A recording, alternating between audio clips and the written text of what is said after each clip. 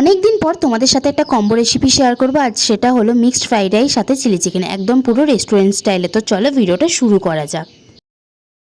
প্রথমে আমি এখানে মিক্সড ফ্রাইড রাইসের জন্য কুচি করে রাখা গাজরটাকে ভেজে নিচ্ছি। এরপর বিনসটাও ভেজে নেব। বিনস ভাজা হয়ে গেলে আমি এখানে পেঁয়াজটা, আদা, রসুন, লঙ্কা সমস্ত কিছু ভেজে নেব।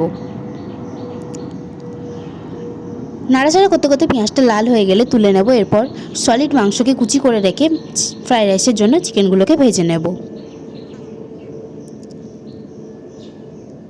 এই যে আমার চিকেন ভাজাও হয়ে গেছে। এরপর আমি ডিমটাকে ভেজে নেব। মিক্সড ফ্রাইড রাইসের জন্য আমার সমস্ত কিছু ভেজে রাখা কমপ্লিট। এরপর কড়ার মধ্যে অল্প সাদা তেল দিয়ে আগে থেকে করে রাখা ভালো হাফ দিয়ে দিতে হবে। এরপর হাফ হাফ করে সমস্ত কিছু সবজি দিয়ে দিতে হবে। চিকেন, ডিম, যা যা সবজি আছে সমস্ত কিছু দিতে হবে। এরপর ভালো করে মিশিয়ে নিতে হবে।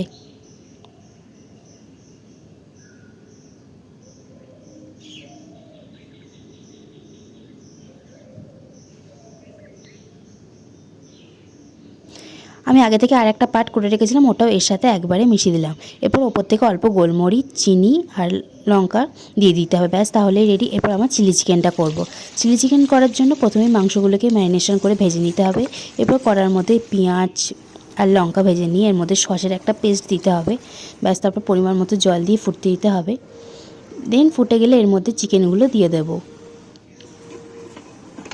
কিছুক্ষণ ঢাকা রেখে খুললেই আমাদের চিলি চিকেনও রেডি।